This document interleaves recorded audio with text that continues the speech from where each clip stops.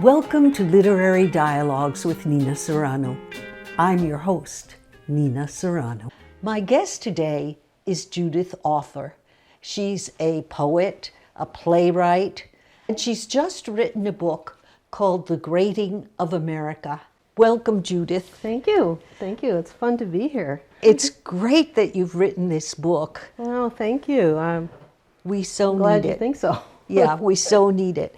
And it has the cartoons of Nick Anderson, and I find that very exciting. I think I mentioned. Well, he's a wonderful cartoonist. And what made you decide to put a cartoonist into your book? Well, as I mentioned to you before, I like to have something in all my poetry books. And I don't know. I just feel like when a person is reading a poem, it's you have to really think about it. You have to, you can't just kind of flip through poem after poem. So it's nice if you get a little break from looking at maybe the subject from a different point of view or something like that. So I don't know. I just felt like I had to have something. And it's interesting that you chose humor as the something. Well, yeah, because the subject is so serious. Sarah and Kellyanne. What do they think their children learn, seeing their mothers on TV wrapped in lies? How do they ever expect to earn their children's respect, to look them in the eyes? Watching their mothers on TV wrapped in lies, who they will see, if not now, when they're grown, and will question, looking them in the eyes, how could you vouch for that man? You must have known. Their children will see videos surely when they are grown, of other children torn from mothers, even babes at breast. And you wouldn't decry it. You must have known. The Bible says a stranger should be treated like a guest. Some children never seen again, one a babe at breast. In years to come, this will be called the cruelest act. The Bible says the weary, thirsty stranger is your guest, and they stand and deny what they know is simple fact. In years to come, when this is called the cruelest act, and the liar in chief is buried with his kind, it will be seen that they denied what they knew as fact. How could these mothers leave this legacy behind? When the liar in chief is buried with his kind, and we are left to piece our Constitution back in place, with the remains of our democracy he left behind, how will these mothers look their children in the face? Wow. Wow, what a tremendous poem. Thank you. Wow. Yeah. And we don't really know the answer to that, do we? No, we don't even know how we're getting out of it, really. Exactly. Well, people in Chile are facing that right now. Because when Pinochet took over in the 70s, after the coup, he changed the Constitution. Oh, yeah. And so I'm not surprised. Let's go back to that poem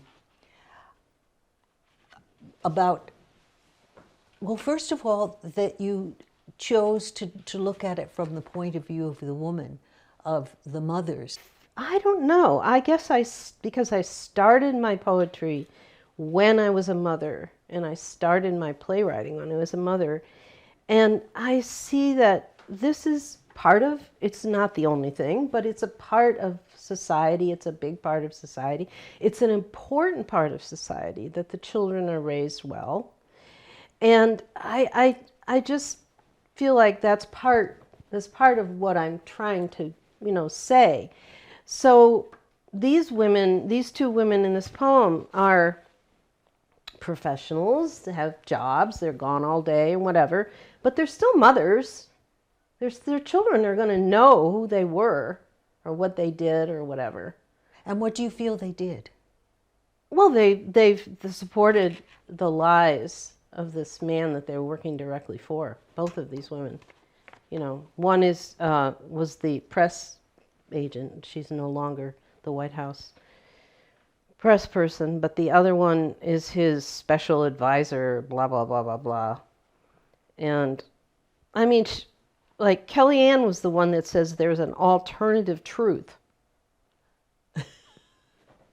She, you know, he was caught lying on something. Oh, I know the size of the people, the number of people at his inauguration. His rally, yeah. And of course he kept trying to say it was bigger than Obama's, which was totally ridiculous. I mean, there was no comparison. And he didn't even cover his people didn't even cover the main part. And Obama's was falling all over onto Constitution Avenue and Independence Avenue and everywhere else. And so she came in and said, well, there's an alternate truth, you know. Well, this thing of Whatever alternate truth has evolved into fake news, and Exactly. we're kind of used to that now. That there's always, when you quote the newspaper or the headline or the TV, there's always an element of doubt. Like, is this really happening? I'm afraid you're right. I mean, there is a lot of that, you know, creeping in. If I could, I'll read the first poem in here, which is kind of on that subject. Yes. It's called Our Drumpf. That is the first poem about Trump that grabbed my attention years ago. Oh. And I think as poets, we were maybe caught up in this because many people were saying we should not say his name. Me, one of them. Me, one of them. And so that was a challenge, that if you could not say his name, you had to come up with all these other ways, all these other words to say it.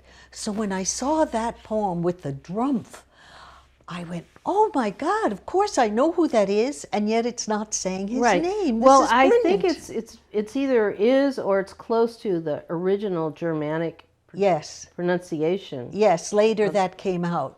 But when I first saw that poem, I must say it captured my attention immediately. So, Our Drumpf.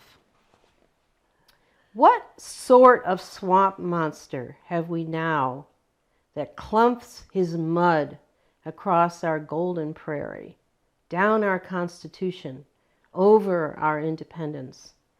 What is this trailing a weird white herd of mewling schlumps, a sniggling Soviet bro, a scrum of simpering senators, trying to ride his huge tail, trying to ride each other? Babbling, frantic, under a haystack of hair, he tweets he is our beast, we chose him, and all his wives. He comes dumping burdens from his high tower, his back taxes, his bankrupt buildings, his unpaid laborers, his crashed casinos. His wives must be watched, his towers surrounded. Ahead of him is an oath of allegiance. His army, his navy, his air force, his nuclear trigger. He deserves all this and more. Just ask him. Access to international banks, privileged deals, then our Social Security, our health care, later our clean water, national parks. Harumphing at the press of questions, instead he dumps his waste 140 characters at a time. He declines our old-fashioned notions. Free media, the rule of law, one person, one vote.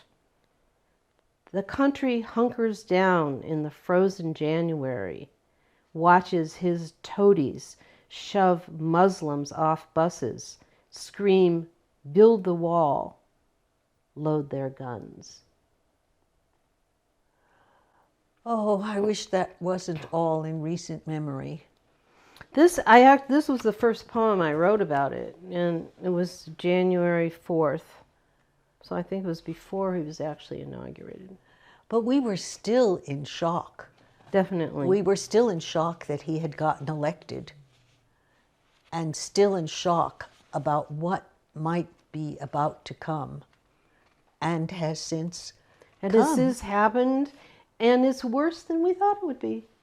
I brought with me a couple of the poems that I've written since the book was out. Oh. And this one is about someone who's doing something. It's called Ann Katz's Monday Afternoon Mailing. She's a person who lives in my neighborhood. And every couple of weeks, she puts a mailing, and the letters go out to registered Democrats to urge them to get to a special vote, whatever that thing is. Someone is running, against a Republican or something. They send letters and say, please don't miss this vote, So I know this person, Ann Katz, and I went to her session one afternoon. Ann Katz's Monday Afternoon Mailing. The cars arrive all at once, just before 1. Doors slamming up and down the street, like the crowd from a funeral arriving at the burial. Ann greets us like a teacher, friendly but directive, sends us finding the dining room. We squeeze maximum seats around an antique table that suggests 3 generations and a Thanksgiving turkey, but set instead with boxes of envelopes, letters for Texas. We negotiate elbow space amid piles of paper, pull out pens, stamps, love of country. Each letter needs a personal message and a signature. The American honorific volunteer is always the last word. Rustles, scrunches, and stuffing pool the room. Atop, sporadic conversation bumps and floats, or sinks, random, indignant, incredulous. The latest mean tweet, a new benefit for billionaires, another incompetent appointment. The afternoon wanes, our muscles complain.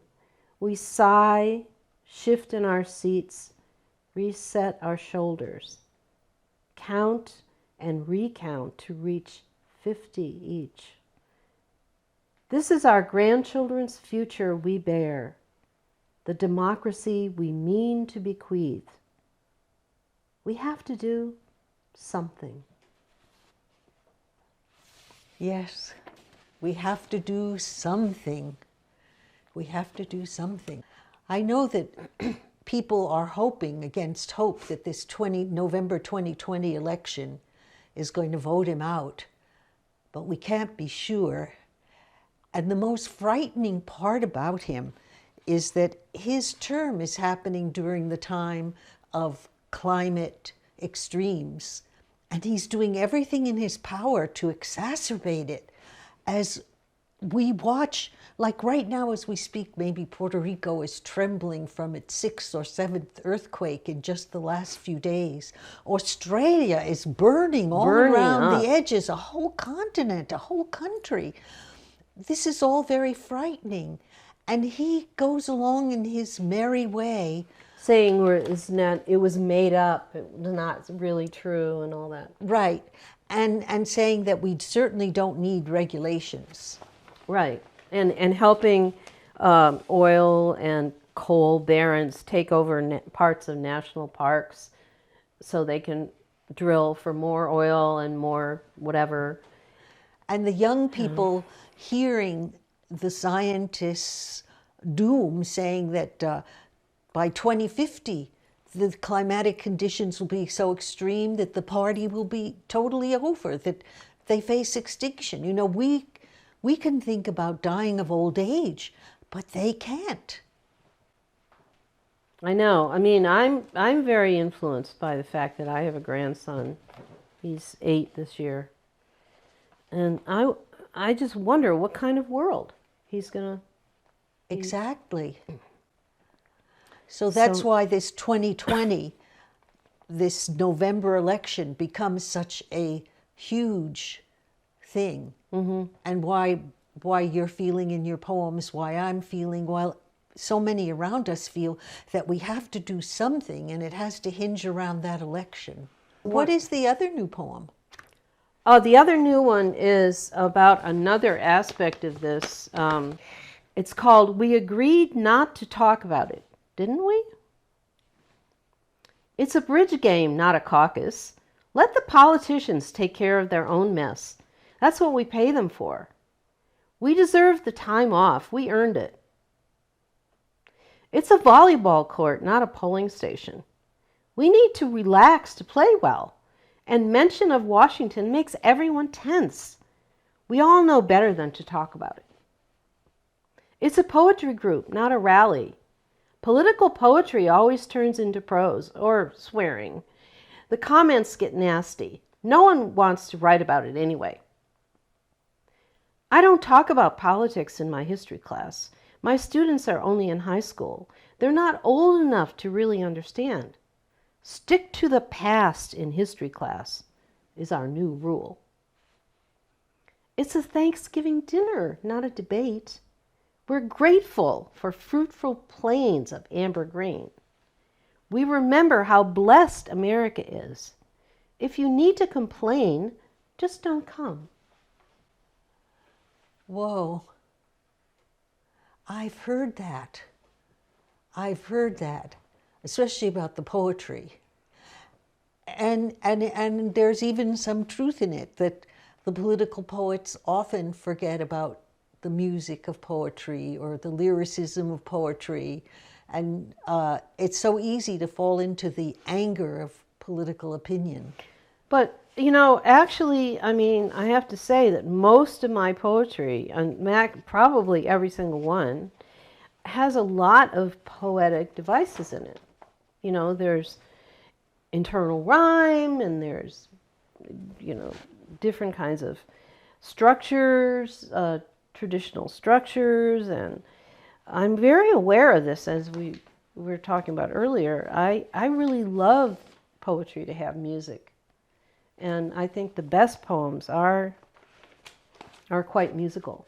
Amber Waves of Grain that you changed in some way, but back to that song, which I think is God Bless America. Yes. Yeah. Yeah. That there was even, for me, a reference to a song in terms of musicality. Yes. Yeah, I'm sure that brings in, a feeling, when somebody hears it, a feeling that they have of music. Yes. Kind of in the back of their Right. head. Right.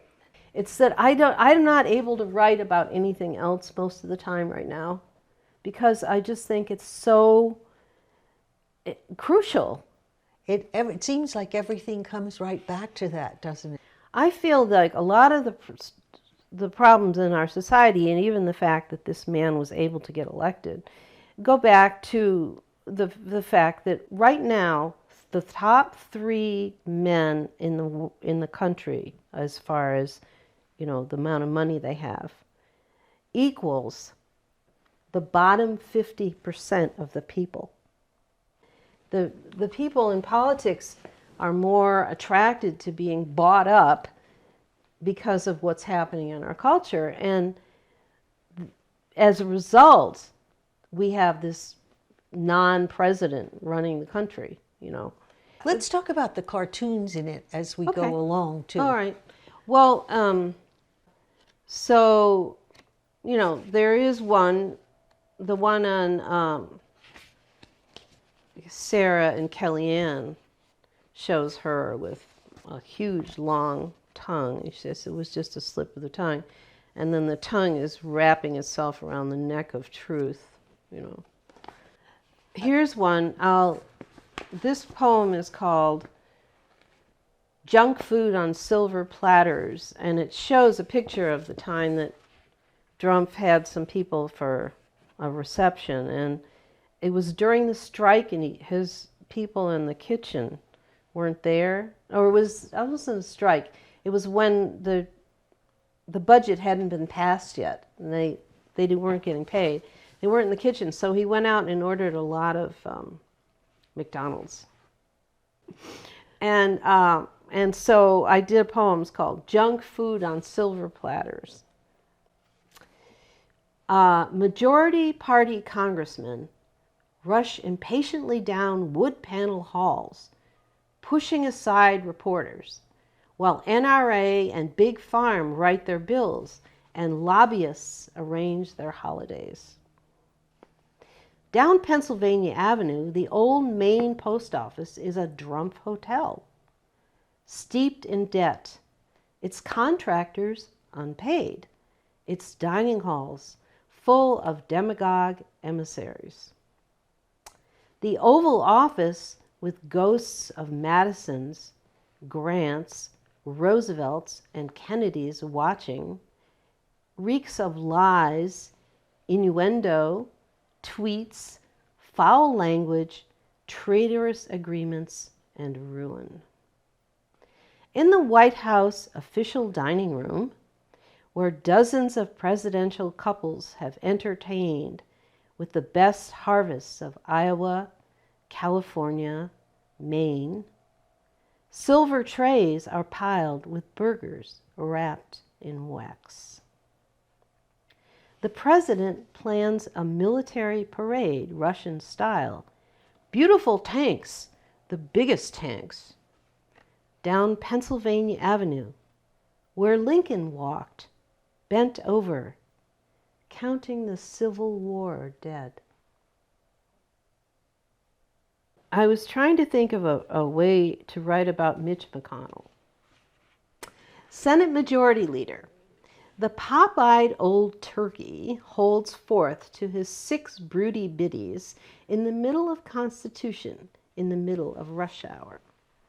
He shakes his wattles, gobbles a random pronouncement, finally lands a small brown steaming pile on the white center stripe.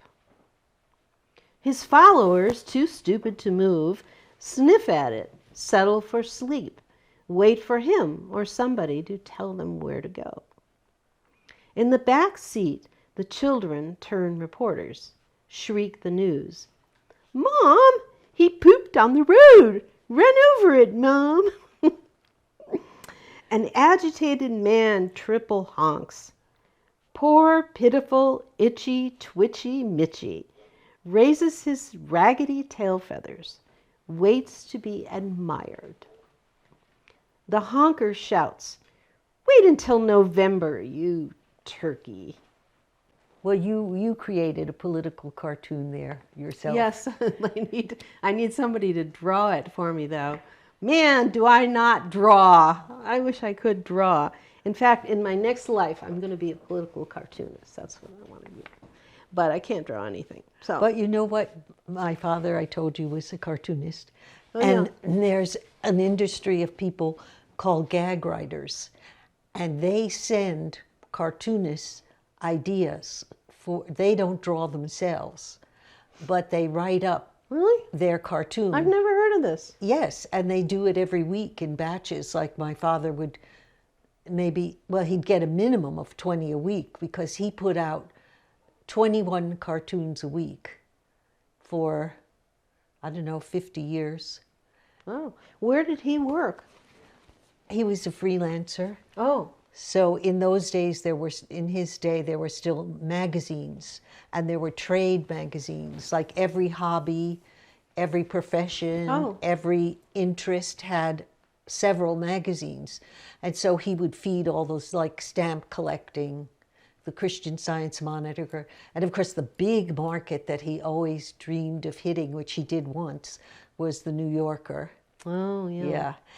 And so he would get gag writers that would send him these ideas every week. And then I guess You know, all this time I could have been making money with yes, it. and he yes, Who exactly. knew? And he would get a split.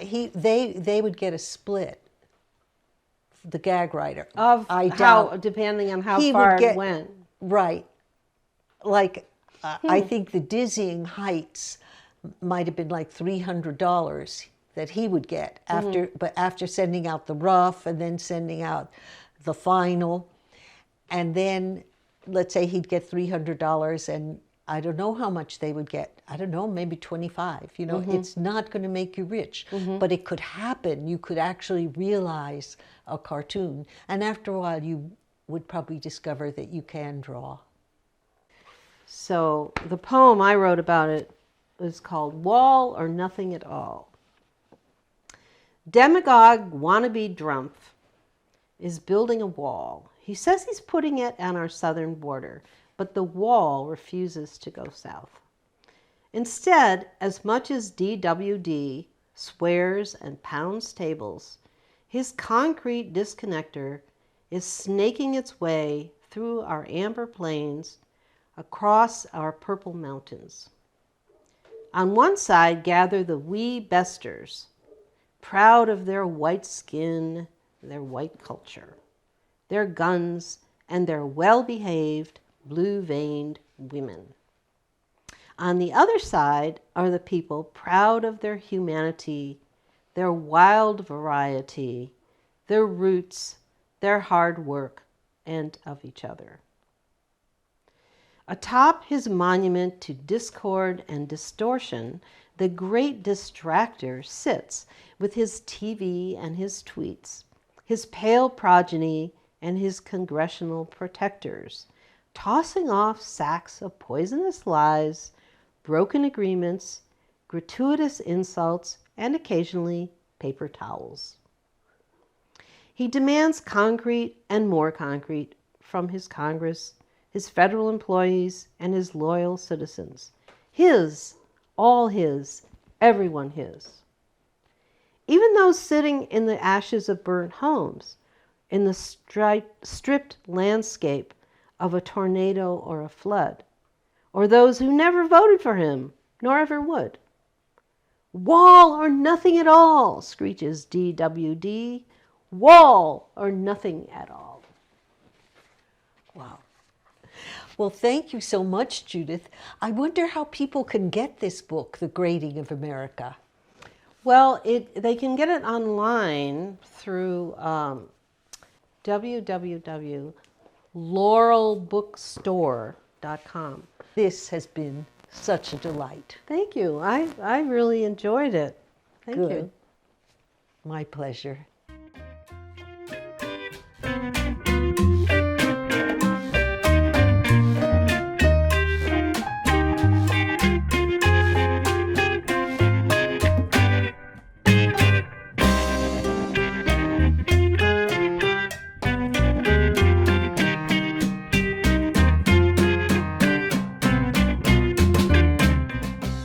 Thanks for watching.